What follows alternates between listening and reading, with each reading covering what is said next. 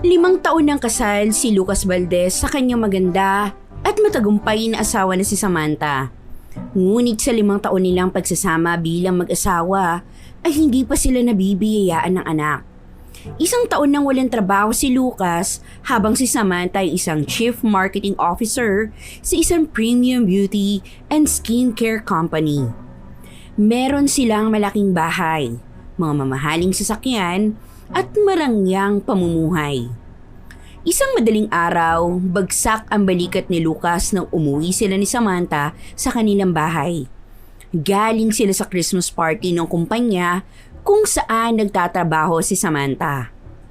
Napansin ni Samantha ang hindi magandang mood ni Lucas pagdating sa kwarto, kaya lumapit ito sa kanya at ipinatong ang mga kamay nito sa magkabilang balikat ni Lucas. Han, what's wrong? Parang kanina ko pa napapansin sa kotse na bad mood ka. Hindi ka ba nag-enjoy sa party? Nahihiya ako sa mga katrabaho mo kasi sigurado ako na ang liit ng tingin nila sa akin. Baka nga pinagtatawanan nila ako eh. Dapat kasi hindi mo na sinabi sa kanila na wala akong trabaho. Nakakahiya kasi tinawag mo pa akong house husband. Ano naman nakakahiya sa pagiging house husband? Iba na yung panahon ngayon, Lucas. Hindi na kagaya noon na lalaki lang ang nagtatrabaho. Tsaka itong setup na nag-work sa atin. Ikaw yung bahala sa bahay at ako magiging provider. Wala naman ako nakikitang mali ron. Kahit na Samantha, nahihiya pa rin ako. Nakakahiya. Baka isipin nila na palamunin mo lang ako. Ano kaya kung maghanap na ako ng trabaho? Sayang kasi yung natapos ko na software engineering. Ay hindi, mas okay na ako sa ganitong setup. Hindi mo na kailangan magtrabaho dahil kaya ko nang i-provide ang lahat ng pangangailangan natin. Never naman tayong kinapos, diba? At saka gusto ko na dito ka na lang sa bahay. Baka kasi kapag nagtrabaho ka, may makilala ka pang ibang babae tapos magustuhan mo. Oh, hindi masasaktan ako pag nangyari yun. Ay, ano ka ba? Alam mo namang hindi ko kayang ipagpalit ka sa iba, no? Ikaw yung buhay ko, Samantha. At walang kahit na sinong babae ang pwedeng pumalit sa'yo sa buhay ko. Kahit na, nakita mo ba yung tingin ng mga katrabaho kong babae sa'yo? Halata namang pinagnanasaan ka nila. Well, hindi na dapat ako magtaka kasi sobrang gwapo at hot mo. Malas lang nila kasi hanggang tingin lang sila sa'yo. At ako ang asawa mo. Oh, teka, bakit ang lungkot mo pa rin? Hindi ka pa ba rin ba happy sa sinabi ko? Okay, sige, pupurihin pa kita hanggang sa sumaya ka. Hindi ka lang gwapo, kundi magaling ka rin sa mga household chores. Masarap ka magluto, masarap kang kasama, at higit sa lahat, masarap ka sa kama. Ano ka ba naman? Puro ka naman biro eh. Pero what about Adrian Cortez? What about him? Napansin ko kasi na palagi siya nakadikit sa'yo sa buong oras na nasa party kayo. May isang beses pa nga na nakita ko na nasa isang sulok kayo at nag-uusap na parang sobrang seryoso ng pinag-uusapan ninyo. Tapos nung lumapit ako, biglang umalis yung Adrian. Ay nako Han, nililigawan ng company namin si Adrian para maging endorser ng ilalabas naming beauty products for men. Siya ang gusto ng company kasi malaki ang following niya sa social media. Bilang ako ang Chief Marketing Officer, ayun, obligasyon ko na kausapin siya. Marami kasi siyang tinatanong about sa company at sa products na ilalabas namin eh. Actually, medyo naiirita na nga ako sa kanya kasi ang dami-dami niyang tanong. Kung hindi lang siya gusto ng boss namin para maging endorser namin, ay nako, hindi ako magiging nice sa kanya. Pero may tamang lugar, di ba? Para pag-usapan yung mga ganung bagay. Pwede kayong mag-schedule ng meeting. Ang parang ang awkward lang kasi na kayo yung mas maraming oras na magkasama sa party kaysa sa ating dalawa. Siya kasi yung sunod ng sunod sa akin at tanong ng kung ano-ano. Wait. Don't tell me. Nagsiselos ka kay Adrian? Ay, normal lang siguro na magselos ako. Gwapo kasi siya tapos mas bata at mas sikat pa. Ano ba naman ako kumpara sa kanya? Well, Isa kang faithful and good husband. Yun yung wala si Adrian na meron ka. At bukod sa mga yun, meron ka ring Samantha sa buhay mo kaya please, okay? Huwag ka na magselos kay Adrian. Wala kang dapat ikaselos kasi puro tungkol lang sa business yung pinag-uusapan namin. Kailangan ko kasi siyang mapapayag para maging endorser namin. Para matuwa sa akin yung boss ko. Malay mo kapag nakuha namin si Adrian, iitaas ng boss ko ang salary ko at pati na rin yung posisyon ko. Ay. Okay, sige. Hindi ko na pagseselosan si Adrian. Pasensya ka na sa mga nasabi ko ha. Siguro dahil to sa pagiging insecure ko. Pakiramdam ko kasi anytime, pwede ka nang ipalit sa akin kasi napakaraming lalaki ang masigit pa sa akin. Yung mas gwapo at yung may mas magandang trabaho. Ano ka ba? Wala kang dapat na ika-insecure dyan. Wala kang dapat na ika-insecure, okay? Ikaw ang the best husband sa buong universe. At ang pakasalan ka, ang pinakatamang desisyon na ginawa ko sa buhay ko. I love you so much, Lucas. Masuyong hinaplos si Samantha ang pisngi ni Lucas. Tumingkayad ang babae at ginawaran nito ng isang mabilis na halikan labi niya. Nagtungo si Samantha sa walk-in closet nila para magpalit ng damit. Kahit paano ay nabawasan ng bigat sa dibdib ni Lucas sa mga sinabi ni Samantha. Sinabi niya sa kanyang sarili na mahal siya ng kanyang asawa kaya hindi ito gagawa ng kahit anong bagay na alam nito na masasaktan siya. Makalipas ang ilang araw ay nakaramdam ng excitement si Lucas dahil sumapit na ang kanilang ika-6 na anibersaryo ng kasal. Habang nag-aalmusal sila ay seryosong hawak ni Samantha ang cellphone nito. Han, happy wedding anniversary ah. Ano palang gusto mong gawin natin mamayang gabi? Gusto mo ba dito na lang tayo sa bahay mag-dinner? Ako na lang magluluto. Gusto mo bang kumain mamaya? Ano gusto mong kainin? Bumagsak ang mukha ni Lucas dahil tila hindi narinig ni Samantha ang sinabi niya dahil masyadong abala ito sa pagsa-cellphone. Han? Yes. May sinasabi ka ba? Ay nako, ang dami ko nang nasabi. Pero parang hindi ka naman nakikinig. Nako, sorry Han ah. May problema kasi sa office ngayon eh. Anyway, I have to go. Kailangan ako sa office kasi baka mas lumala yung problema doon eh. Bye Han, I love you. Lumapit si Samantha kay Lucas at mabilis niya itong hinalikan sa labi. Matapos noon ay nagmamadaling lumabas ng bahay si Samantha at hindi nagtagal ay narinig niya ang ugong ng sasakyan nito. Isang malalim na paghinga ang pinakawala ni Lucas. Hindi kasi yun ang unang beses na palaging nakatutok sa cellphone si Samantha. Minsan nga ay kahit nasa labas sila at nagde-date ay hawak nito palagi ang cellphone nito imbes na makipag-usap sa kanya.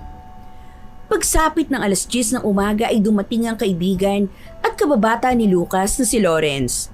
May dala itong isang bungkos ng Juliet Roses na paboritong bulaklak ni Samantha na ibibigay niya mamaya pag uwi nito. Grabe ka talaga, Lucas. Alam mo ba na itong pinakamahal na bulaklak na naibenta ko? Simula na nagbukas ang flower shop ko, iba ka talaga magmahal. Ay, mabuti na nga lang talaga. At pumaldo ako sa pagkikripto ko kaya nabili ko yan. Ewan ko ba, sa dami kasi ng bulaklak na gusto ni Samantha, yun pa talaga yung gusto niya. Ganun talaga. Nag-asawa ka ng babaeng sosyal kaya asahan mo na puro mamahalin ang gusto nun. Nga pala, happy anniversary sa inyo ni Samantha ha. Pero, nasaan ba siya? Hindi ba dapat magkasama kayo dahil anniversary ninyo? Ayun, pumasok sa trabaho.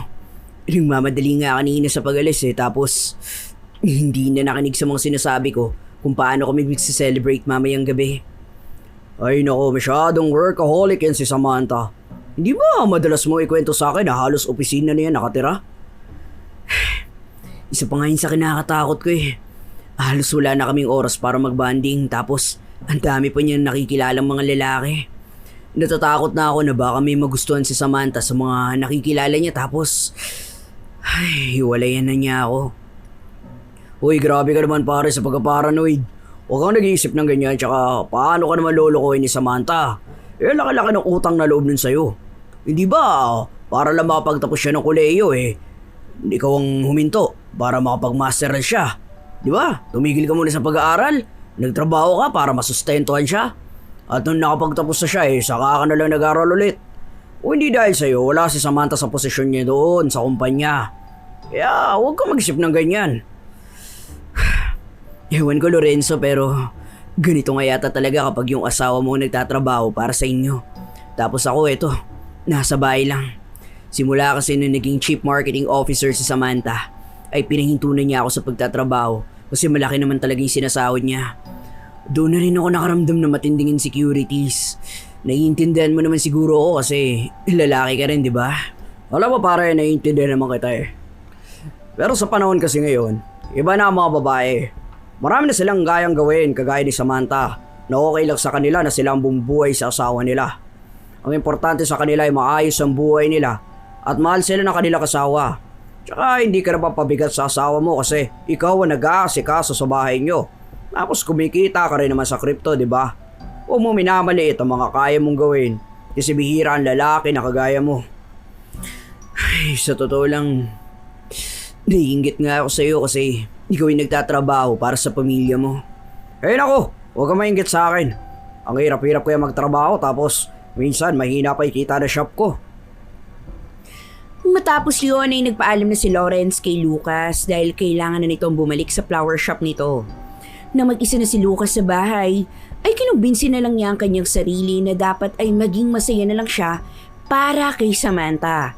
Dahil kahit kasal na ito sa kanya, ay nagagawa pa rin itong abutin ang mga pangarap nito sa buhay. Kinagabihan, inaasahan ni Lucas na pagsapit ng alas 8 ay nasa bahay na si Samantha dahil yun naman na normal na uwi nito mula sa trabaho.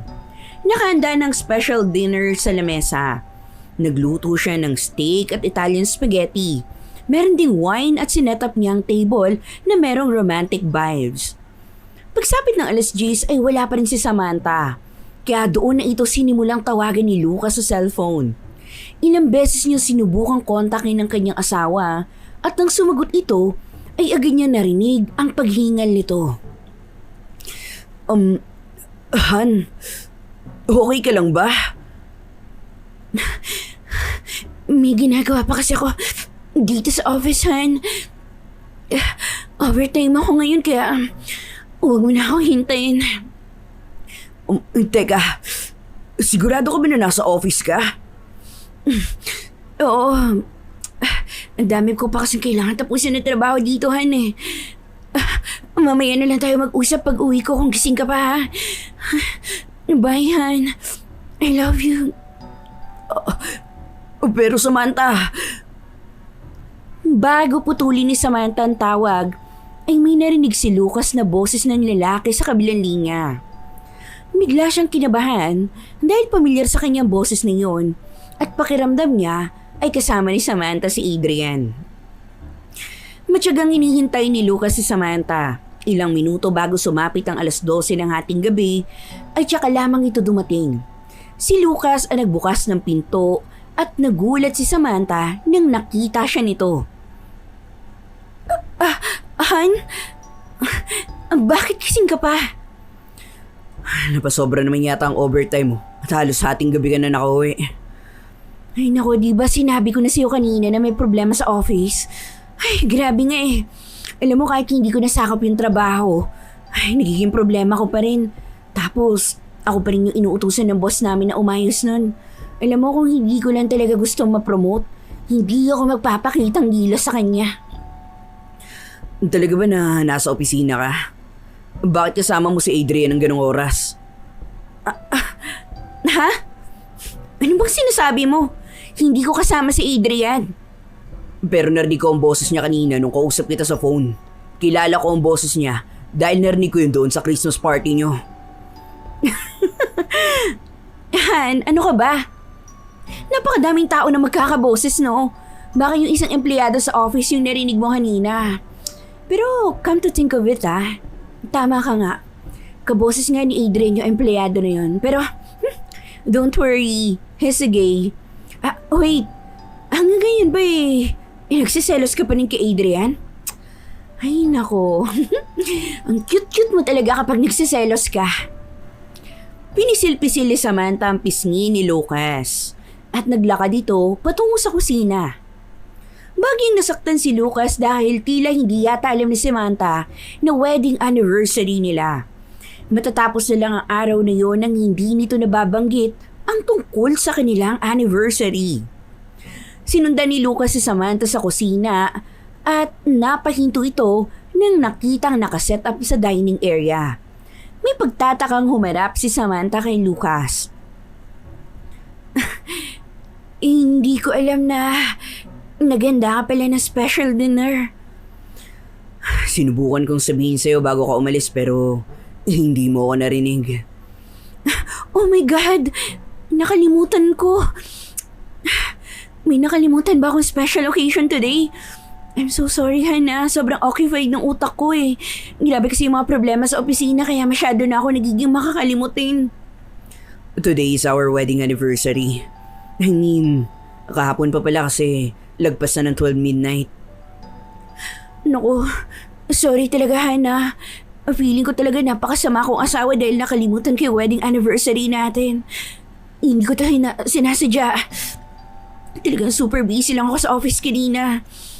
Han, happy anniversary to us. I love you so much. Hinalika ni Samantha sa labi si Lucas at hinaplo siya nito sa kanyang pisngi. Gustong magalit ni Lucas sa asawa niya ng sandaling yon pero hindi niya kaya.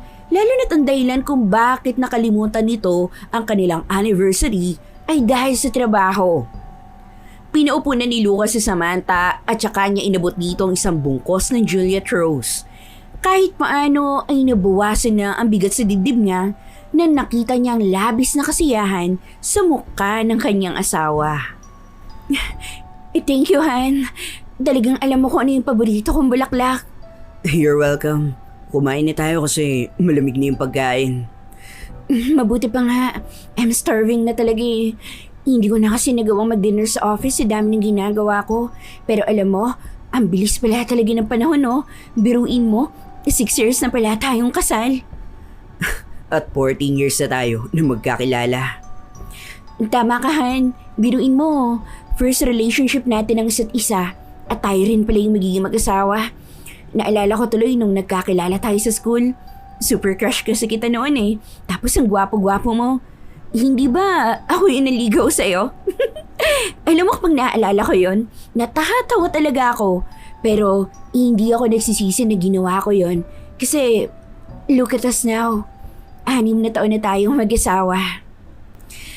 Habang nagsasalita si Samantha ay nakatingin lang dito si Lucas na parabang nananaginip siya. Hindi kasi siya makapaniwala na napakalaki na ng pagbabago ni Samantha. Mula sa isang simpleng estudyante noon ay isa na itong successful career woman.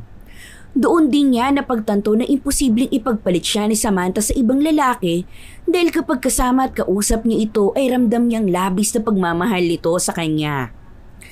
Pagkatapos na mag-dinner ay nagtulong sila sa paghugis ng kanilang pinagkainan. Matapos yon ay naunang nag-shower si Samantha bago si Lucas. Paglabas ni Lucas ng CR ay nakatapis lamang siya ng tuwalya. Tumabi siya kay Samantha at hinalikan niya ang balikat nito. Hinaplos niya ang hita nito at sinimulan niya itong halikan sa leeg.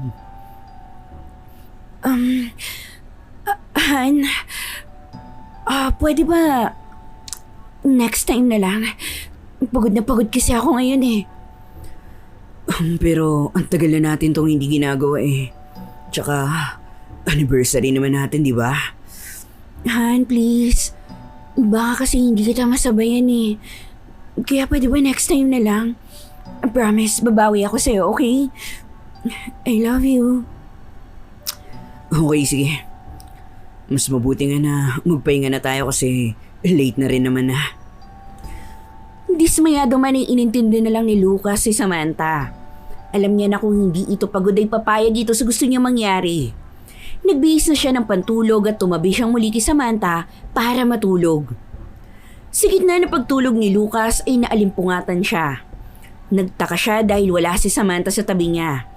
hanggang sa narinig niya ang boses ni Samantha sa may balcony sa kanilang kwarto.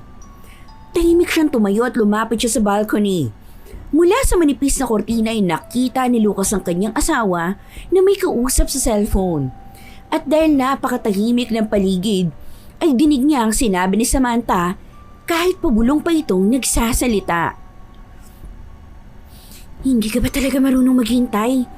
Hindi bang sabi ko sa'yo, ay hayaan mo ako magsabi sa kanya? Bakit pang kulit-kulit mo, Adrian? Kinabahan si Lucas nang banggitin ni Samantha ang pangalan ni Adrian. Hindi na niya napigilan tuluyang lumapit sa kanyang asawa at pagkakita nito sa kanya ay agad nitong itinago sa likuran ng hawak nitong cellphone. Han, bakit gising ka na kagad? Bakit kausap mo si Adrian ng ganitong oras? Sobrang importante ba na pinag-uusapan ninyo at hindi nyo mahintay ang umaga para mag-usap? Gusto na kasi agad makuha ni Adrian yung down payment ng talent fee niya. Ako kasing kausap niya tungkol sa contract niya sa company kaya ako yung kinukulit niya. Yang sabi ko nga sa kanya, maghintay siya na kausapin ko yung boss namin. Hindi ba alam ni Adrian yung salitang professionalism? Hindi na dapat siya tumatawag sa'yo ng ganitong oras. Oo nga sinabi mo pa. Kaya alam mo, niinis na ako sa kanya Ang sarap na ng tulog ko kanina, tapos bigla pang tumawag. Tapos alam mo, parang lasing yata siya kaya ang lakas ng loob niyang tumawag ng ganitong oras. Ay, naku. Anyway, Han, matulog na lang ulit tayo. Naantok pa talaga ako Matamis na ngumiti si Samantha at saka nito nilagpasan si Lucas. Hindi naman agad lumalis si Lucas sa kinatatayuan niya. Sinasabi ng utak niya na dapat na siyang magduda sa kinikilos ng kanyang asawa, ngunit binubulong naman ng puso niya na kailangan niyang magtiwala rito. Isang umaga habang walang ginagawa si Lucas sa bahay, ay naisipan niya mag-scroll sa social media. Nakaupo siya sa labas ng bahay at hinahayaan niya masikatan siya ng araw habang umiinom ng kape. Napahinto siya sa pag-scroll na makita niya ang post ng company kung saan nagtatrabaho si Samantha. Isang video ang naroroon kung saan ipinapakita ang behind the scene ng photoshoot ni Adrian para sa isang beauty product for men. Habang pinapanood niya ang video ay napagtanto niya na mas gwapo at mas bata talaga si Adrian kumpara sa kanya. Hanggang sa nakita niya sa video na inaayos si Samantha ang damit ni Adrian habang masayang nag-uusap ang dalawa. Wala nga ba talaga akong dapat ipagselos sa lalaking yan, Samantha? Bakit parang lahat ng sinasabi mo sa akin tungkol sa kanya ay taliwas sa kinikilos mo kapag kaharap mo siya? Nang dumating si Samantha kinagabihan ay nilakasan ni Lucas ang loob niya upang kausapin ito.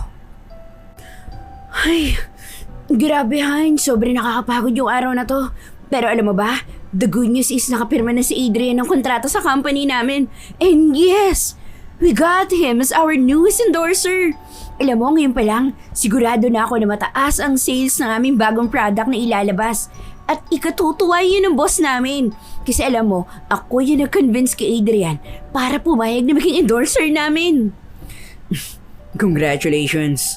Nakita ko nga yung video na pinost ng company ninyo. Naroon ka sa video. Really? Maganda ba ako sa video? Baka naman mukha akong haggard dun Hindi ko pa kasi nakita yung video na yan kasi wala akong time na mag-check ng phone ko kanina. Well, 3 seconds ka lang naman na lumabas sa video at maganda ka. Nakita ko na inaayos mo yung damit ni Adrian at masaya kayo nag-uusap. Parang taliwas yun sa sinabi mo na naiinis ka sa kanya. Of course, ano ka ba? Kailangan ko na kapag-plastikin sa kanya. Hindi naman maganda kung magiging rude ako kay Adrian sa harapan ng maraming tao, di ba? Or kahit nga mismo sa kanya, hindi ako pwede magtaray kasi we need him. Alam mo, kilalang kilala kita, Samantha. At alam ko kapag pinaplastic mo isang tao, iba yung nakita ko sa video na yun. Parang ano? Parang may relasyon kami? Iyan ba yung gusto mong sabihin? Oh my God, Lucas. Matagal na tayo nagsasama pero iisip mo pa rin na mag-cheat ako sa'yo. Tapos isang mas bata pa sa akin? I think hindi mo pa ako kilala ng sobra kaya mo yan nasasabi. Nasasabi ko to kasi may nakikita ako mali. At saka sa marketing yung trabaho mo at hindi sa wardrobe ng endorsers ng models ninyo. Hindi kasama sa trabaho mo na ihusan ng damit sa Adrian. Ay, tama ka. Hindi ngayon kasama sa trabaho ko pero that moment kasi, napansin kong hindi maayos yung damit ni Adrian. Ako yung may lapit sa kanya kaya ako yung nag-ayos noon. Naman, kailangan ko na maging hands-on dahil gusto ko ng promotion. Tsaka talagang hinusgahan mo na agad ako sa sinabi mong 3-second clip ko sa video na yon. Wala ka man tiwala sa akin? Iniisip mo ba talaga na lolokohin kita dahil kay Adrian? Hindi ko alam. Naguguluhan na ako. Pakiramdam mo kasi, mas pipiliin mo yung ganong klase ng lalaki kaysa sa akin. Hindi ko na kailangan pumili dahil ikaw na yung pinili ko. Nagpakasal na nga tayo, di ba? I know you're insecure pero wala kang dapat na ika-insecure kay Adrian o sa kahit na sinong lalaki. Ikaw ang klase ng lalaki na pangarap ng lahat ng babae na makasama panghabang buhay. At sobrang swerte ko. Dahil ako yung babaeng pinangkasalan mo. Kaya pwede ba? Huwag ka na magselos, okay? Masuyong hinaplos ni Samantha ang pisngi ni Lucas.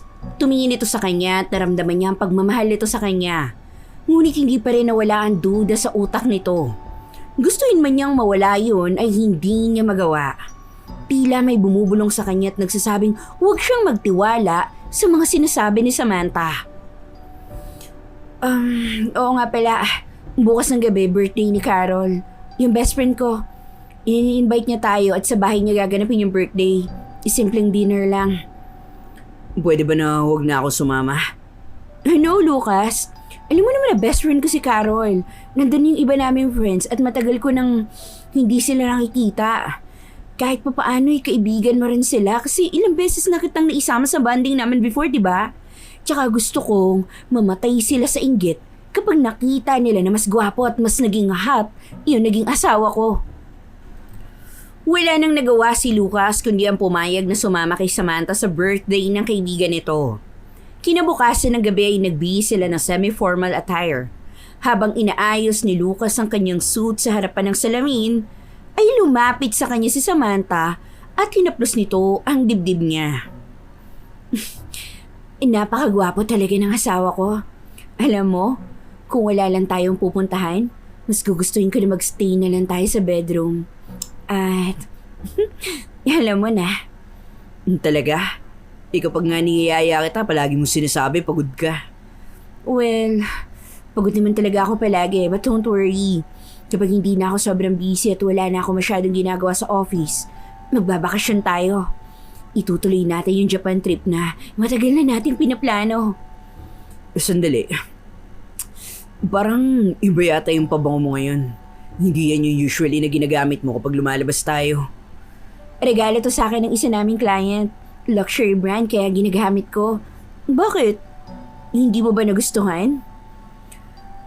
Actually, mabango yung perfume na yan. Nanibago lang ako kasi alam ko ang amoy ng lahat ng ginagamit mong pabango.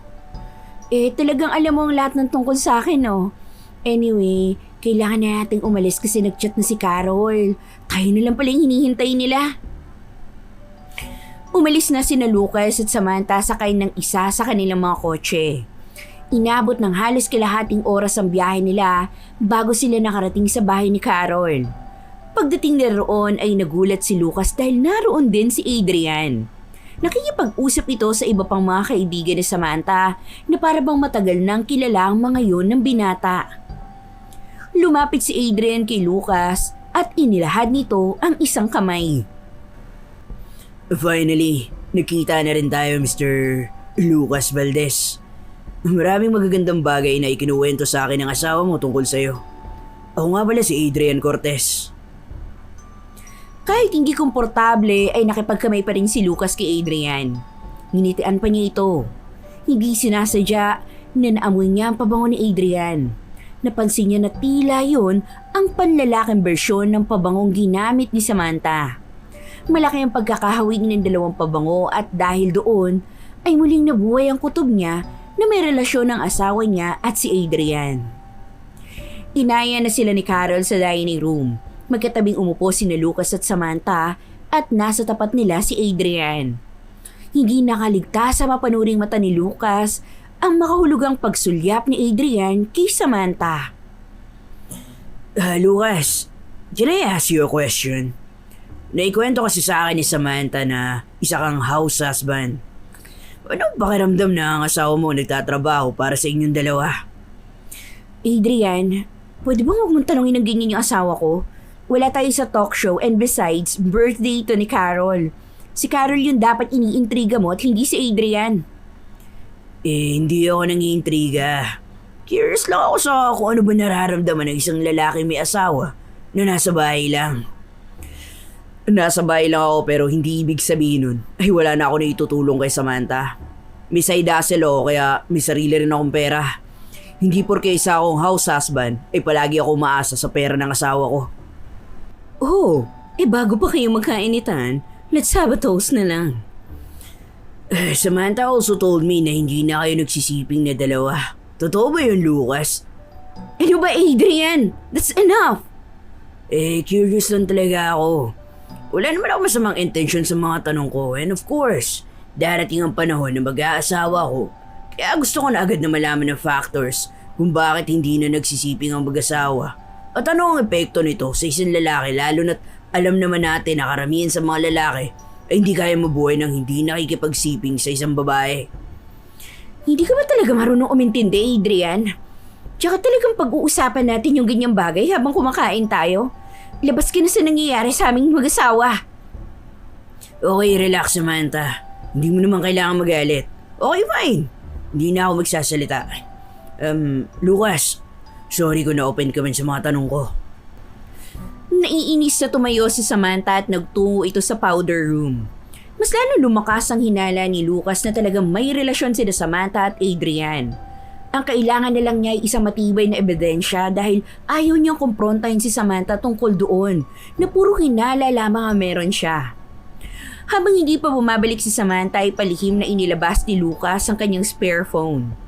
Tinawagan niya yon gamit ang isa pa niyang cellphone at sinagot niya yon.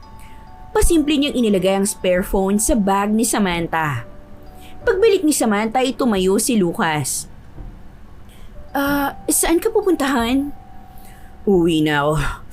Biglang sumakit yung ulo ko Ganun ba? Sasama na ako sa iyo pag-uwi. Hindi na kailangan birthday ni Carol kaya dito ka lang dapat. Iwanan ko na lang yung sasakyan para may magamit ka pag-uwi. Magta-taxi na lang ako. Sure ka ba, Han? Oo, Han. Sige na. Kailangan ko na umalis para makapagpahinga na ako.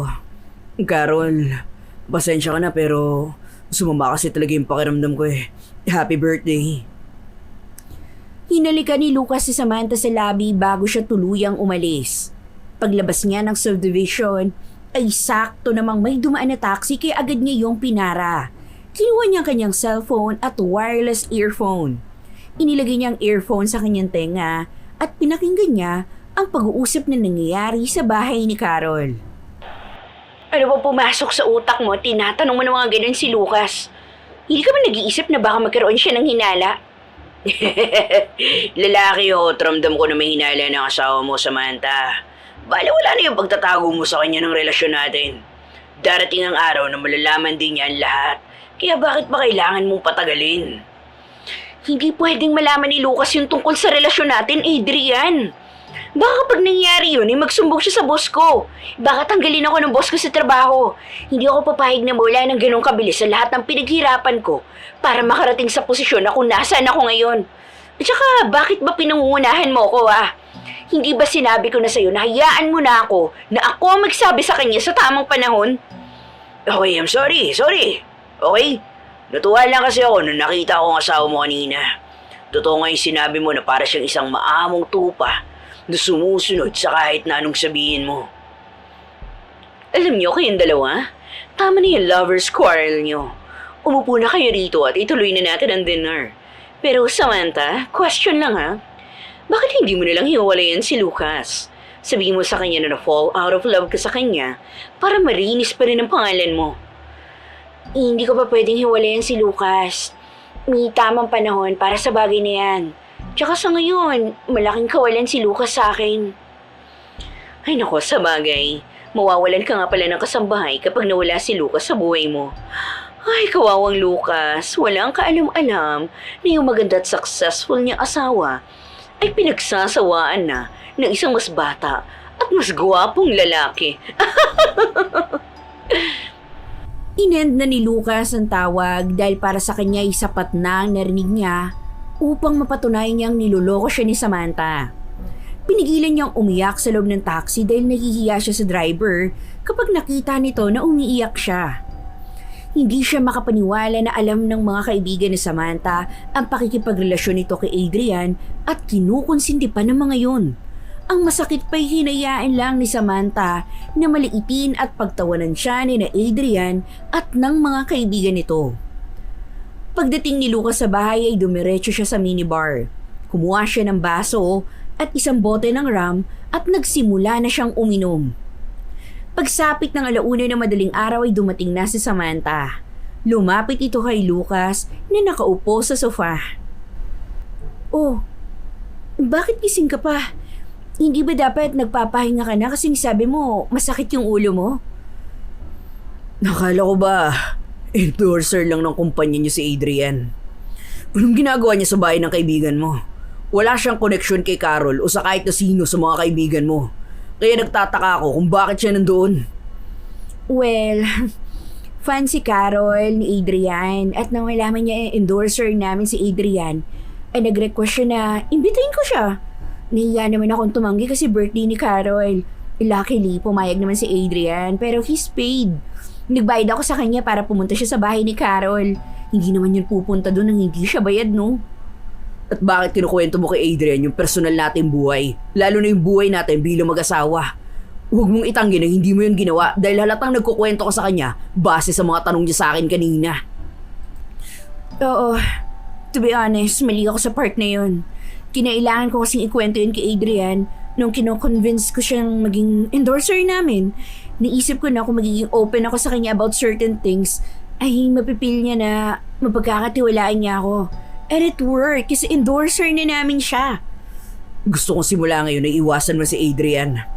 Ayoko malalaman na nagkikita kayo o nag-uusap pa. Ano ba naman yan, Han? Imposible naman yung sinasabi mo kasi endorser nga namin si Adrian. Sandali nga. Nagsiselos ka pa rin ba sa kanya? Alam mo, wala kang dapat na ipagselos sa kanya kasi never akong magkakagusto sa isang lalaki na katulad niya. Napakayabang niya. Alam mo ba yun? Tsaka ang taas ng tingin niya sa sarili niya porque sikat siya sa social media. Alam mo, may alam akong paraan para mawala yung selos mo. Nangaakit na tumingin si Samantha kay Lucas. Namumungay ang mga mata nito nang umupo ito sa hita niya. Hahaplusin sana ni Samantha ang mukha ni Lucas pero umiwas siya. Oh, bakit? May problema ba? Hindi ba gusto mong gawin natin to kasi matagal na natin tong hindi ginagawa? Wala ako sa mood. Tsaka ang dumi-dumi mo. What? Ako? Madumi? Anong ibig mo sabihin? Malinis naman ako ah. Inaantok na ako. Mas gusto ko pang matulog kaysa gawin yung nasa utak mo. Bakit pa rin nanlalamig ka na sa akin ngayon? Don't tell me. May iba ka na. May kabit ka ba, Lucas? Ikaw ang makakasagot sa tanong mo na yan. Bakit hindi mo nalang sagutin yung tanong ko? So, may kabit ka nga. Wala akong kabit, okay? Hindi ba pwedeng masama lang talaga yung pakiramdam ko at inaantok na ako kaya wala ako sa mood? Inalis ni Lucas si Samantha sa ibabaw niya at dumiretso siya sa kanilang kwarto. Napahinto siya na nakita niya malaking portrait nila ni Samantha na nakasabit sa dingding. Picture yon nung araw ng kanilang kasal. Parehas silang nakangiti at bakas sa mata ni Samantha ang pagmamahal nito sa kanya.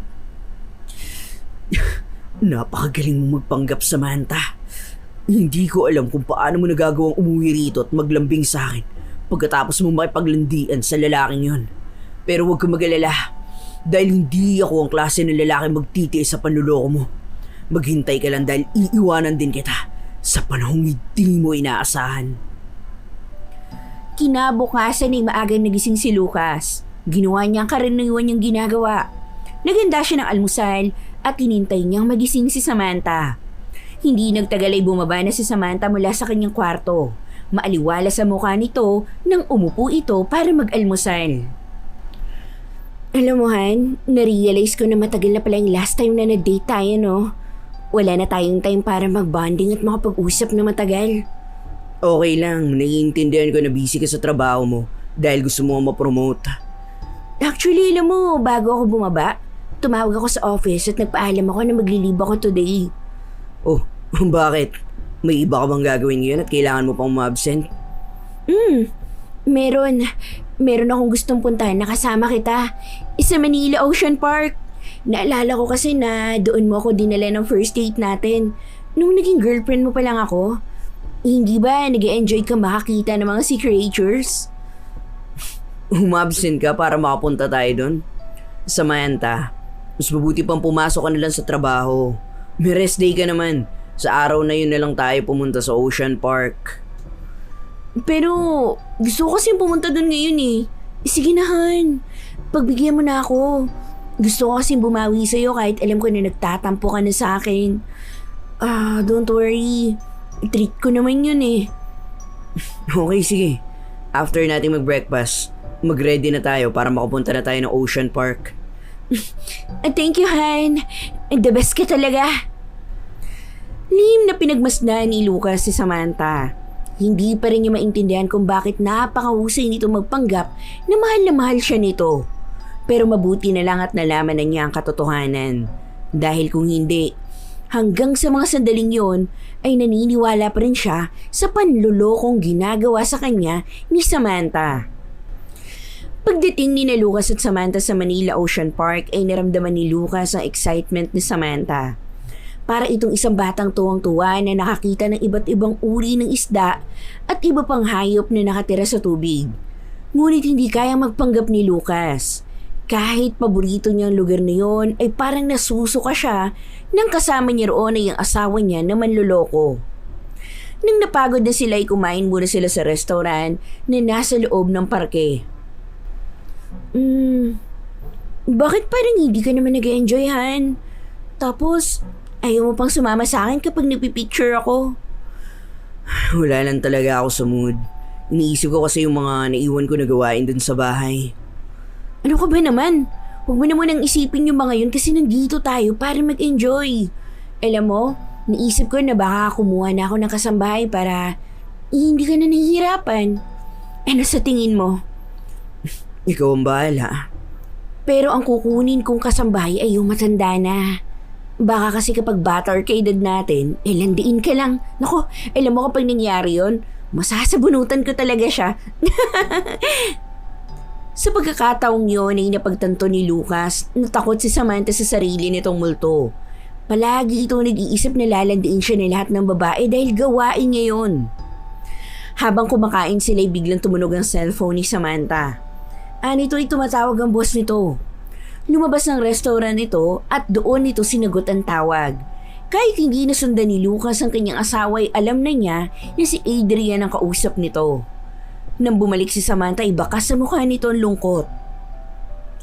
Han, I'm so sorry pero kailangan ko na umalis ha. Hinahanap kasi ako sa office. May problema na naman. Talaga bang hindi nawawala ng problema dyan sa opisina ninyo? At sumakto pa talaga na kung kailan tayo nagde-date? Alam mo naman ang mga tao doon eh. Hindi kayang kumilos nang wala ako. Nakakainis na nga kasi alam naman nila na nag-leave ako ngayon pero inaabala pa rin nila ako. Exactly. Bakit ka pupunta roon kung alam mo naman na nakalib ka ngayon? Hayaan mo silang i-resolve ako ano man yung problema nila ngayon. Hindi sila matututo kung palagi mo sila sinasalo at tinutulungan. Pero Han, mapapagalitan ako ng boss ko pero don't worry. Nasa bahay na rin ako mamayang gabi. Magta-taxi na lang ako papunta sa office. Then ikaw na yung gumamit ng sasakyan natin pauwi sa bahay. Okay, sige. Umalis ka na. Ikaw, hindi ka pa ba uuwi? Mamaya pa ako uuwi. Dito na muna ako. Sigurado ka ba? Okay lang ba sa'yo kahit hindi mo ako kasama?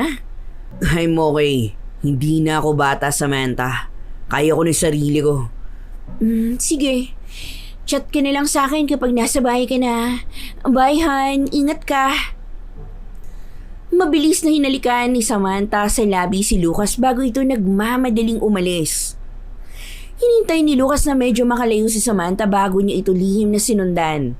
Nang nasa labas na siya ng Manila Ocean Park ay nakita niya na sumakay si Samantha sa isang motorbike na may lalaking nakasakay. Kahit nakasuot ng helmet ng lalaki, sigurado siyang si Adrian yun. Sinasabi ko na nga ba? Tama yung kutob ko. Makikipagkita ka na naman sa lalaki mo. Nagmamadaling nagtungo si Lucas sa parking area at sumakay siya sa kotse at sinundan niya sina Samantha at Adrian. Nais niya kasing malaman kung saan tutungo ang dalawang yun. Alam ni Lucas na sasaktan lang niya ang kanyang sarili sa gagawin niya. Ngunit gusto niya na makita mismo ang panluloko ni Samantha sa kanya upang mas tumibay ang desisyon niya na iwanan ito. Hindi nagtagal ay inalaman ni Lucas na nasa isang luxury hotel ang punta ni Samantha at Adrian.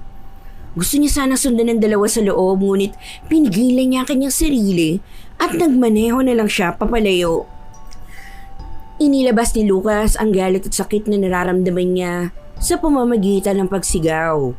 Hanggang sa hindi na niya napigilan ang pagkagulgol ng iyak. At nang dahil doon ay nawala na sa pagmamaneho ang kanyang atensyon. Hindi niya namalayan na nasa maling linya na siya at nagulat siya ng isang kotse ang malakas na bumangga sa kanya. Malakas na tumama ang ulo ni Lucas sa manibela at agad siyang nawala ng malay. Nang nagkamalay si Lucas ay nakahiga na siya sa isang hospital bed. Nakita niya si Lawrence sa tabi niya at labis itong natuwa na nakitang gising na siya. Tatayo na sana siya ngunit nakaramdam siya ng matinding pananakit ng ulo. Huwag ka na munang gumalaw at sariwa pa isugat sa ulo mo. Ang sabi ng doktor, mabuti na lang at mababaw lang isugat mo at hindi ka nagkaroon ng internal bleeding. Ano ba kasing nangyari? Sa totoo lang, hindi ako makapaniwala nang tumawag sa akin yung nurse at sinabi na aksidente ka sa pagmamaneho. Kilala kasi kitang maingat mag-drive. Hindi ko rin alam ang nangyari kanina. Nawalan lang siguro ako ng control dahil nawala ako sa sarili ko. Yung nabangga akong kotse. Kamusta yung mga nakasakay dun? Wala naman nangyaring masama sa kanila. Ako na rin ako mausap sa kanila at nakipag-areglo para hindi ka na nila idemanda. Maraming salamat, Lawrence. Si Samantha pala. Alam na ba niyo yung nangyayari sa akin? Ang sabi nung kausap kong nurse, si Samantha ang una nilang tinawagan pero hindi sumasagot. Kaya ako yung sumunod na tinawagan nila pero nag-chat na ako kay Samantha at sinabi ko na sa kanya kung ano ang nangyari sa'yo at kung nasa ospital ka dinala. Talagang hindi sasagot yun dahil kasama niya si Adrian. Ano? Adrian? Sinong Adrian? Sa'yo ko lang ito sasabihin at sana wag mo na itong sabihin sa iba. May kabit si Samantha at yung Adrian na yun ang kabit niya. Ano? Si Samantha may kabit? Teka, sigurado ka ba dyan? Parang napaka-imposible naman yata na sinasabi mo. Hindi ako makapaniwala noong una pero marami na akong ebidensya. Kaya sigurado ako sa sinasabi ko. At sa oras na to, magkasama sila sa hotel. Sinundan ko sila doon at nang dahil sa sobrang sama ng loob ko kaya nawala ang atensyon ko sa pagmamaneho. Yun ang dahilan kung bakit ako na-aksidente. Bakit hindi mo sila sinugod sa hotel? Okay, nakipaghiwalay ka na lang sana kay Samantha. Gagawin ko yan, Lawrence, pero ang gusto ko, aalis ako sa bahay sa oras na hindi inaasahan ni Samantha. Gusto kong mabaliw siya sa pag-iisip kung nasaan ako at kung bakit ako umalis. Magsasalita pa sana si Lawrence nang biglang dumating ang umiiyak na si Samantha. Agad nitong niyakap si Lucas. I'm so sorry, Han. Sorry kung hindi ko nasagot yung phone ko nang tumatawag yung nurse. Kumusta ka na? Anong sabi ng doktor? Tumigil ka na sa pag-iyak dahil okay na ako. Hindi mo na kailangan mag-alala pa. Ano bang hindi kailangan mag-alala? Na-aksidente ka at nasa ospital ka ngayon. Kaya dapat akong mag-alala sa'yo. Okay na ako. Tsaka ako nag-aalala ka talaga sa akin. Hindi ba dapat sinagot mo yung tawag sa'yo ng nurse? Busy kasi ako nang tumawag siya at hindi ko alam na nurse yung tumatawag sa akin eh. Alam mo, mabuti na nga lang at nag-chat si Lawrence kasi kung hindi, hindi ko malalaman yung nangyari sa'yo. Nagsasalita pa sana si Lucas nang biglang tumunog ang cellphone ni Samantha. Nagpaalam ito sa kanya at nagmamadala itong lumabas ng hospital room. Nagkaroon ng kutob si Lucas kaya bumangon siya at hinila niya ang IV stand kung saan nakalagay yung dextrose na nakakonekta sa kamay niya. Bahagya niya binuksan ng pinto at nakita niya sa labas si Samantha na kausap doon si Adrian. Bakit sumunod ka pa dito? Hindi ka ba talaga nag-iisip? Si Lucas ang pinuntahan ko dito dahil na-aksidente siya. Alam ko naman. Alam ko yun, kaya pumunta nga ako rito dahil ako yung una nakabasa ng chat sa'yo kanina. Yung si Lawrence ba yun? Kaya alam ko kung nasa hospital ka nagpunta. Sana hindi ka na sumunod dito. Ano ba? Gusto mo ba na mapahamak tayo? Samantha, matagal ko nang sinasabi sa'yo na may hinala na yung asawa mo na may relasyon tayo. Wala nang dahilan para ilibo pa sa kanya yung namamagitan sa ating dalawa. 100% ako na sigurado na walang alam si Lucas. Itatanga-tanga naman yun eh. Tsaka magaling akong umarte kapag kaharap niya ako. Talaga pinapakita ko sa kanya na mahal ko siya. Alam mo, sobrang dali niyang i-manipulate. Okay, sabihin na nga natin na wala siyang alam, pero hindi mo pa rin ba siya ihiwalayan? Ayoko ng ganitong klaseng relasyon, Samantha. Hindi ako pangit at hindi ako hiyaya para itago mo lang. Ay, ano ba? We already talked about that, Adrian. Ilang beses ko ba sasabihin sa'yo na maghintay ka? Hindi pwedeng malaman ng boss ko na may relasyon tayong dalawa at niloloko kong asawa ko. Alam mo, siguradong tatanggalin ako nun sa kumpanya. Okay, so ganito na lang tayo. Talaga magiging kabit mo na lang ako? Hindi kita kabit, Adrian. Alam mo yan. Sinabi ko na sa'yo na fake yung kasal namin ni Lucas at hindi niya alam yon. Hindi legal yung kasal naming dalawa. Kaya technically, hindi ko siya asawa. Napilitan lang akong pakasalan siya kasi siya yung nagpaaral sa akin noon. I was pressure nung nag-propose siya sa akin. Ayoko naman na maging masama ang tingin sa akin ng lahat kapag hindi ako nagpakasal kay Lucas. Kasi alam ng mga nakakakilala sa amin na nagsakripisyo sa akin si Lucas para na makapagtapos ako ng kolehiyo. Okay, fine. Sa ngayon, hindi na kita pipilitin na gawin ang gusto ko, pero siguraduhin mo na hihiwalay mo talaga si Lucas. Dahil kung hindi, ako mismo magsasabi sa kanya ng lahat tungkol sa atin. Ano ba? Bigyan mo naman ako ng enough time mo. Pwede ba? Sige na, umalis ka na at baka makita ka pa ni Lucas dito. Nangilid ang luha ni Lucas habang tahimik siyang bumalik sa pagkakahiga. Hindi siya makapaniwala na hindi pala totoo ang kasal nila ni Samantha. Nagingit-ngit siya sa sobrang galit, ngunit pinigilan niya ang sariling sumabog sa oras na yon. Gusto niyang isipin ni Samantha na wala siyang alam sa lahat ng panloloko nito sa kanya. At napagtanto rin niya na mas mabuting hindi sila totoong mag-asawa nito. Dahil kung totoong kasal nila ay mahihirapan pa siyang ipawalang bisa ang kanilang pag-iisang dibdib. Hindi nagtagal ay bumalik na si Samantha at ngumiti ito kay Lucas. Akala ko ba may kakausapin ka lang sa phone? Ang tagal mo naman yata. Bakit? Namiss mo ba ako agad? Si Carol yung tumawag. Nag-aaya na magkaraoke mamayang gabi pero tumanggi ako. Sinabi ko na kasi na nasa ospital ka at ako yung magbabantay sa'yo. Hindi naman malala ang lagay ko kaya hindi mo na ako kailangang bantayan. Sumama ka na sa kaibigan mo mamaya. Ayoko. Alam mo ba, gusto kong gampanin yung pagiging asawa ko sa'yo this time. Pero ngayon, kakausapin ko na muna yung doktor mo para mas maintindihan ko yung lagay mo. Mabilis lang ako at babalik din ako kaagad. Bago muling lumabas si Samantha ay hinalikan nito sa labi si Lucas. Mariina na iyukom ni Lucas sa mga kamay niya nang mag-isa na siya sa silid. Napakagaling mo talaga magpanggap, Samantha. Sana hindi ka nalang pumayag magpakasal sa akin noon. Sana ay naging tapat ka na lang sa sarili mo. Naging tapat ka sa akin. Sana hindi na tayo umabot sa ganitong sitwasyon. Tinupad naman ni Samantha ang sinabi nito. Ito ang nagbantay kay Lucas sa magdamag. Kung hindi sana alam ni Lucas ang totoo ay matutuwa siya. Pero habang kasama niya si Samantha, sa isang kwarto ay gusto niya na itong paalisin. Hindi niya kasi maatim na ipinapakita nitong mahal siya nito pero ang totoo, matagal na pala siya nitong niloloko. Makalipas ang ilang araw ay nakalabas na ng ospital si Lucas. Si Lawrence ang naghatid sa kanya sa bahay dahil ayon kay Samantha ay busy ito. Ano ka pala plano mo ngayong alam mong hindi na pala totoo ang kasal ninyo ni Samantha? Naalis na ako sa bahay na to. Wala ng dahilan para manatili pa ako rito. Pero bago ka umalis, pamukha mo muna kay Samantha ang lahat ng panluloko niya sa'yo. Hindi pwede na hindi ka gumanti sa kanya. Sa ibang paraan ako gaganti sa kanya. At sisiguraduhin ko na magsisisi siya sa lahat ng ginawa niya sa akin. Pero wag mo naman sana hayaan na mapahama ka sa pagganti mo sa kanya. Alam ko na mabuting tao ka, Lucas. Pero sabi nga nila, iba raw magalit ang mga mababait. Baka kasi kung anong gawin mo kay Samantha eh. Huwag ka magilala. Dahil hindi ko sisirain ang sarili ko sa gagawin kong paghihiganti. Pero kailangan ko ng tulong mo, Lawrence. Okay, sige, sabihan mo lang ako kung ano may tutulong ko sa'yo at gagawin ko lahat. Basta, huwag lang yung illegal ha.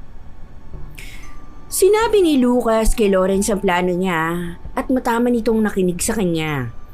Labis na natuwa si Lucas dahil nakuha niya suporta ng kaibigan niya sa mga gusto niya mangyari. Pagsapit ng gabi, wala pa rin si Samantha sa bahay. Kung noon ay nababalisa si Lucas kapag wala pa si Samantha na ganong oras, ngayon hindi na. Nakahanda na ang mga gamit niya at ang plano niya ay umalis na sa gabing yon. Pero bago siya umalis, ay naisipan niya munang tawagan si Samantha. Han, pwede bang mamaya na tayo mag-usap? Nasaan ka? Nandito pa ako sa office. May ginagawa pa ako rito. Pwede ba... Huwag mo na akong hintayin kasi for sure late na ako makakauwi ah. I'm so sorry kung hindi kita nasundo kanina sa ospital. Okay lang, alam ko na busy ka sa tinatrabaho mo. Sige na, hindi na kita aabalahin sa kung anong ginagawa mo dyan. Bye. I-end na sana ni Lucas ang tawag pero bigla niya narinig ang mahabang pag-ungol ni Samantha na sinabayan ng pag-ungol ni Adrian.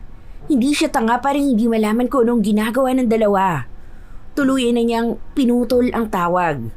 Nagtungo siya sa kwarto at kinuha niya mula roon ang dalawang maleta. Sumakay siya sa kotse niya at walang pagsisising nagmaneho siya palayo sa bahay nila ni Samantha.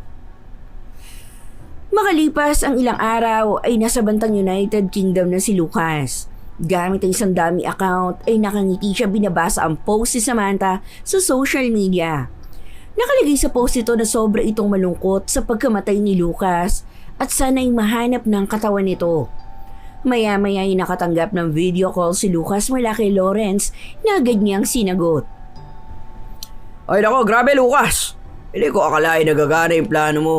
Siguro naman ay nakikita mo mga post si Samantha. Actually, kababasa ko lang ngayon ng post niya. Talaga nga palang iniisip ng lahat na patay na ako. Abay, dapat lang. Ang hirap kayang ihulog sa dagat tong sasakyan mo. Tapos tama ka nga na isipin nila Samantha na wala ka sa kotse mo. Wala sa kotse mo ang katawan mo. Iniisip nila na nalunod ka at kung saan ka na napunta. Salamat sa Diyos dahil sa pagkakataong ito, umayon sa akin ang lahat. Ano na nga pala ang susunod na gagawin mo? Nakuhaan mo na ba ng litrato sina Samantha at Adrian? Oo, ang dami ko ang pictures na nakuha sa kanila. Hindi lang pictures, may mga videos din. Nakuhaan ko sila ng video habang nag-aalikan sila bago pumasok sa kwarto nila sa isang hotel. Ayos, good job Lawrence. Ang gusto ko ay gumawa ka ng bagong email address at isend mo lahat ng picture at videos ni Samantha at Adrian na meron ka sa boss ni Samantha. Panahon na para bawiin ko sa kanyang bagay na kung hindi dahil sa akin ay hindi niya makukuha. Okay, sige. Pagkatapos ito tawag ko sa'yo, gagawin ko na agad yan. Maraming salamat Lawrence. Basta yun na pag-usapan natin. Huwag mo sasabihin sa kahit kanino at kahit na sino na buhay pa ako. Kahit sa asawa mo. Huwag ka mag-alala. Safe na safe sa akin ang sikreto mo. Nagpatuloy ang kwentuhan ni na Lucas at Lawrence. Makalipas ang ilang minuto ay nagpaalam na si Lucas dahil may mga bagay pa siya na kailangang asikasuhin. Alam niya na masama ang maghiganti. Ngunit hindi niya kayang basta palampasin ang mga ginawang kasalanan ni Samantha sa kanya. Kailangan nitong malaman na lahat ng masama nitong ginawa ay mayroong kapalit na kaparusahan. Makalipas ang ilang linggo ay natuwa si Lucas nang ibalita sa kanya ni Lawrence na tinanggal na si Samantha ng boss nito sa kumpanya kung saan ito nagtatrabaho. May sinend pa si Lawrence na video ni Samantha sa labas ng office building na nakaluhod at nagmamakaawa sa boss nito. Dahil sa nangyari, ang ginusto ni Lucas ay natupad. Nag-focus na lang siya sa kanyang sarili. Sa loob ng 3 taon sa United Kingdom ay nagtrabaho si Lucas bilang software engineer sa isang kilalang software company At dahil sa kanyang sipag at husay, ay mabilis siyang na-promote hanggang sa mapabilang siya sa mga matataas na opisyal ng kumpanya. Habang patuloy na lumalago ang kanyang karera sa larangan ng teknolohiya, napansin niya ang kakulangan ng dekalidad na skincare products na nakatuon para sa mga lalaki. Ginamit niya ang kanyang naipon at karanasan upang itayo ang sarili niyang skincare brand para sa kalalakihan. At hindi nagtagal ay nakapagtayo rin siya ng sarili niyang pabrika upang siya mismo ang mga siwa sa paggawa ng mga produkto. Dahil sa mabilis na paglago ng kanyang negosyo, nagbitiw siya sa software company at nag-focus siya sa sarili ng kumpanya bilang isang CEO. Ilang taon pa ang lumipas at nagdesisyon si Lucas na umuwi na sa Pilipinas upang i-launch sa bansa ang kanyang skincare products. Si Lawrence ang sumundo sa kanya sa airport at tuwang-tuwa ito nang nakita siya. Grabe, ang laki na ng pinagbago mo, Lucas.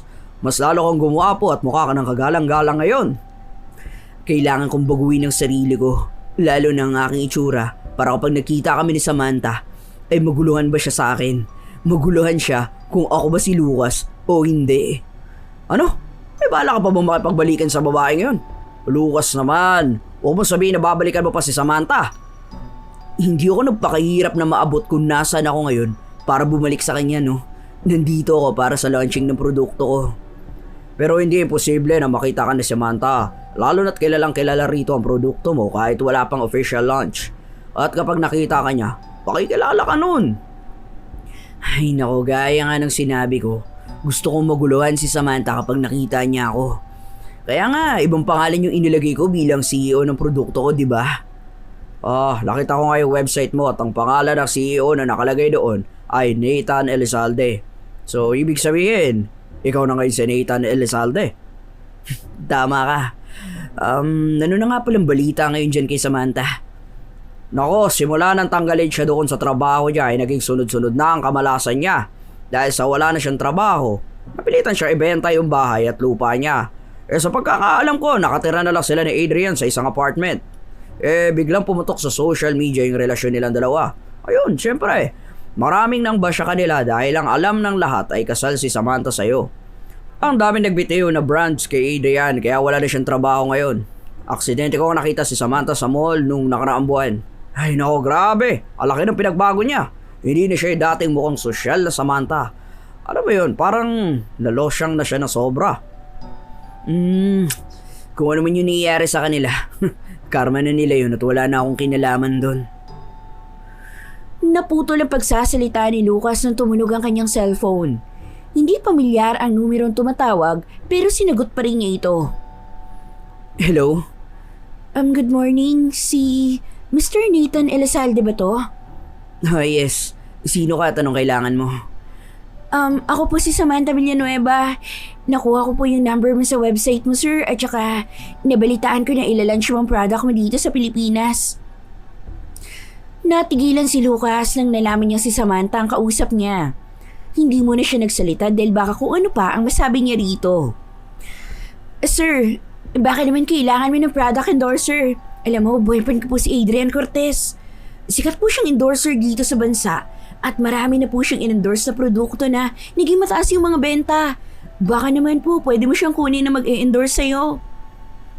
Alam mo, tamang-tama na tumawag ka sa akin kasi naghahanap talaga ako ng endorser. Okay, sige ganito. Magkakaroon ako ng launching ng product ko sa isang hotel at ang gusto ko pumunta ka roon.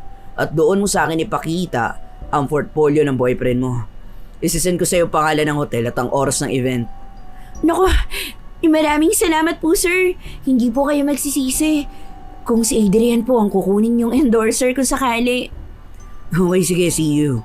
I have to cut this call dahil nasa biyahe ako. Okay, sir. Maraming salamat po talaga. Ingat ho kayo. Oh, sino yung tumawag sa'yo? Si Samantha. Nakuha niya number ko sa website. Gusto niyang kunin kong endorser si Adrian. Paano yan? Kukunin mo naman. Narinig ko kasi na pinapapunta mo si Samantha doon sa hotel kung saan gaganapin yung pag-launch ng produkto mo. Kung gusto mong malaman ng mangyayari, pumunta ka na lang doon. Sigurado ako na mas maganda kung makikita mo ng personal ang mangyayari. Isang makahulugang ngiti ang sumilay sa labi ni Lucas. Isang bagong ideya kasi ang biglang pumasok sa isip niya matapos niyang makausap si Samantha. Inilim ni Lucas kay Lawrence ang apartment kung saan nakatira si Samantha at Adrian. Sakto na naabutan niya ang dalawa na nag-aaway na nagtungo siya doon. Dinig niyang sigawan nila Samantha at Adrian dahil nakabukas ang pinto ng apartment ng mga ito. Nasa loob lang ng kotse si Lucas at binuksan niya ang bintana upang malinaw niya marinig ang dalawa. Ikaw na nga itong tinutulungan ko na magkaroon ng pagkakakitaan eh. Ikaw pa tong galit? Sa tingin mo ba, may branch pa na magtitiwala sa akin pagkatapos ng lahat? Wala namang masama kung susubukan mo. Isa pa, sikat sa UK yung brand na sinasabi ko sa'yo. Hindi ka ba nahihiya sa sarili mo? Ako lang ay nagpapalamon sa'yo eh. Dapat lang napalamunin at buhayin mo ako dahil ikaw sumira sa karera ko. Hindi mo ako nilandi nun. Hindi ito mangyayari sa akin. Ikaw may kasalanan ng lahat ng kamalasan na nangyayari sa buhay ko. Walang hiya ka. Sa dami ng sinakripisyo ko para sa'yo, ganito pa igaganti mo sa akin. Alam mo, mas mabuti pa na umalis ka na dito. Total, ako naman yung nagbabayad sa apartment na to. Hindi mo ako pwedeng paalisin. Habang buhay kang may obligasyon sa akin, Samantha. Ikaw humila sa akin pababa. Kaya wala akong pakialam kahit magkadakuba ka sa pagtatrabaho para nang buhayin ako. Biglang lumabas si Samantha sa apartment at nakita ni Lucas ang paghagulgol nito. Hindi sinasadyang napatingin si Samantha kay Lucas at para ito nakakita ng multo. Lucas! Ikaw ba yan? Lucas! Nang magsimulang humakbang si Samantha palapit, ay agad na pinaandar ni Lucas ang kotse palayo. Nakita niya sa side mirror ang paghabol ni Samantha sa kanya pero hindi siya huminto hanggang sa tuluyan na siyang nakalayo. Sa kabila ng kasalanan ni Samantha sa kanya ay may awa pa rin siyang naramdaman para dito. Pero naniniwala siya na lahat ng hindi magandang nangyayari kay Samantha ay resulta lamang ng panlulokong ginawa nito sa kanya noon. Sumapit na ang gabi ng event ng pag-launch ng produkto ni Lucas. Napakaraming tao sa malaking function room ng hotel. Nang tawagin si Lucas sa pangalang Nathan Elizalde, ay umakyat siya ng entablado. Isang masigabong palakpakan ang sumalubong sa kanya. Good evening, everyone. Maraming salamat sa inyong pagdalo ngayong gabi. I am Nathan Elizalde, founder and CEO of Elizalde Men's Skincare. Tonight is more than just a product launch. Para sa akin, simbolo ito ng pangarap, tiyaga, at paniniwalang walang imposible kapag hindi ka sumuko sa buhay. Ilang taon namin pinag-aralan at dinevelop ang bawat produkto namin upang matiyak na may bibigay namin ang best quality skincare product para sa mga kalalakihan. Hindi magiging posible ang tagumpay na to kung walang suporta ng aming team, investors, business partners at sa lahat ng taong naniwala sa aming vision. From the bottom of my heart, thank you for trusting our company.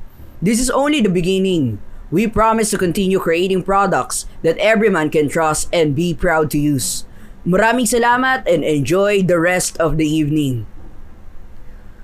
Bago bumaba ng stage si Lucas ay nakita niya si Samantha na nakatayo sa isang sulok. Nakatulala ito sa kanya na para bang nakakita ito ng multo. Pagbaba ni Lucas ng entablado ay nagsimula na siyang makisalamuha sa mga kilala at respetadong tao na naroroon. Ngunit ramdam niya na kanina pa siya tinitingnan ni Samantha at sigurado siya na naguguluhan ito kung si Lucas ba siya o hindi. Lucas! Lahat ay napatingin kay Samantha nang sumigaw ito. Humarap si Lucas kay Samantha na marahang naglakad palapit sa kanya. Nang tuluyan na ito nakalapit sa kanya ay bigla siya nitong niyakap ngunit agad na inilayo ni Lucas si Samantha sa kanya. Who are you, ha? Teka, sino ka? Kahit nagpalit ka ng pangalan, alam kong ikaw yan, Lucas. Akala ko patay ka na. Anong nangyari? Paano ka nabuhay? Hindi mo na ba ako naaalala? Nagkaroon ka ba ng amnesia? Ako to, si Samantha, yung asawa mo. I am sorry, Miss Samantha, pero hindi Lucas ang pangalan ko at wala akong asawa. Hindi mo ako maluloko, Lucas. Kahit napakalaki ng pinagbago mo, makikilala pa rin kita. Yung mga mata mo, yung boses at paraan ng pagsasalita mo, hindi ako pwede magkamali. Ikaw si Lucas. I think you've mistaken me for someone else. Ang pangalan ko ay Nathan Elizalde. I understand that people sometimes see familiar faces in strangers. But unfortunately, hindi ako Lucas sa sinasabi mo. Alam kong galit ka sa akin. Alam ko marami akong pagkakamali sa'yo pero nagsisisi na ako sa lahat ng nagawa ko. Please, Lucas. Bigyan mo pa ako ng isa pang pagkakataon. Galit ako sa'yo. Hindi ako galit sa'yo. Wala akong dahilan para magalit sa'yo kasi hindi kita kilala. Parang awa mo naman, no. Huwag mo namang itanggi na ikaw si Lucas. Nararamdaman ko na may bigat kang dinadala, Miss Samantha. But unfortunately, I cannot help you with that. And I feel sorry to hear that you carry such deep regret. Pero minsan, mas mabuting tanggapin natin ang resulta ng pagkakamali natin kaysa piliting balikan ang nakaraan. At sa huling pagkakataon, sasabihin ko sa'yo na hindi ako ang Lucas na hinahanap mo. My name is Nathan Elizalde. Tumalikod si Lucas kay Samantha at naglakad siya palayo rito. Ngunit hindi pa rin sumuko si Samantha. Hinabol siya nito at mahigpit siya nitong niyakap mula sa kanyang likuran. Araw-araw ko pinagsisisihan yung ginawa ko sa iyo, Lucas. Alam ko na naging masama ako sa iyo at lahat ng masamang nangyayari sa akin ngayon ay parusa sa akin ng Diyos. Pero maniwala ka naman sa akin, no? Kung bibigyan mo lang ako ng huling chance para ayusin to, itatama ko lahat. At nangangako ko na hindi ko na uulitin yung pagkakamaling nagawa ko sa iyo noon. Please, Miss Samantha, pinapanood na tayo ng lahat ng tao dito at hindi ko gusto ang paggawa mo ng eksena sa event na to. Tumigil ka na dahil kung hindi, mapipilitan akong ipatawag ng security para ihatid ka sa labas. Ayokong umabot tayo sa ganun. Dahil nire-respeto kita, but I also expect the same respect in return. So please, let's end this conversation here. Hindi! Ayoko! Hindi kita pakakawalan hanggat hindi mo inaamin na ikaw si Lucas! Ikaw si Lucas! Ikaw yung asawa ko! Sumenya si Lucas sa dalawang security guard na nakaabang. Agad na kumilos sa mga yun. Nagwala si Samantha nang hilahin nito ng mga security guard palabas ng function room. Ano ba? Bitawan niyo ako! Ang lalagkit ng mga kamay niyo! Asawa ko ni Lucas! Lucas, please! Patawarin mo na ako! Nagbago na ako, Lucas! Tuluyan nang nawala ang pagsigaw ni Samantha nang nailabas na ito sa function room. Tumingin si Lucas sa mga tao nakapaligid sa kanya. Baka sa mukha ng bawat isa ang pagkalito at pagkabigla. Ladies and gentlemen, I sincerely apologize for the unexpected interruption. Pasensya na po kung naapektuhan ang takbo ng ating event dahil sa nangyari. Thank you for your patience and understanding. Let's put that behind us and continue celebrating this special night. Habang naglalakad si Lucas papunta sa restroom ay humabol sa kanya si Lawrence. Grabe yung nangyari kanina. Para ako nanonood ng teleserye. Siguro naman hindi ka nagsisisi na nagpunta ka rito ngayong gabi. Hindi talaga. Oo nga pala, Lawrence. Isend mo sa email mo yung portfolio, resume mo ASAP. Ano? Bakit? Kailangan mong ihanda ang sarili mo dahil ikaw ang gagawin ko yung Chief Operating Officer ng branch ko dito sa Pilipinas. Ano? Teka, sigurado ka ba? Parang masyado na ba yata ang mataas sa posisyon na yan? You deserve it. Maliit na kabayaran lamang yan sa dami ng tulong na nagawa mo para sa akin. Makalipas ang ilang buwan ay mabilis na tinangkilik ng mga Pilipino ang produkto ni Lucas at naging isa ito sa mga nangungunang skincare brands para sa kalalakihan sa bansa. Tuluyan nang napatawad ni Lucas si Samantha matapos niya makita na totoo at bukal sa puso ang paghingi nito ng tawad noong product launch. Pero alam niyang ang pagpapatawad ay hindi nangangahulugang kailangan niya itong balikan. Pagkatapos maayos sa lahat ay bumalik si Lucas sa United Kingdom upang ipagpatuloy ang kanyang buhay. Makalipas ang ilang taon, nakilala niya isang babaeng muling nagpatibok ng kanyang puso. At sigurado siya na ang babaeng yun ang makakasama niya hanggang sa pagtanda. Natutunan niya na ang tunay na pagpapatawad ay hindi para bigyan ng panibagong pagkakataon ang taong nanakit sa kanya, kundi para palayain ang sarili niya sa bigat ng nakaraan. At sa pagkakataong yun, Alam ni Lucas na hindi na niya hayaan ang kanyang sarili na muling malagay sa posisyon kung saan tiniis niyang masaktan ng dahil sa pagmamahal. Maraming salamat po sa inyong taus-pusong pagsubaybay hanggang sa dulo ng ating kwento. Muli, ako si Miss Ray, ang inyong tagapagsalaysay at hanggang sa mga susunod pa nating istorya na tiyak na kapupulutan ninyo ng aral, inspirasyon at pag-asa. Maraming salamat po. Wakas.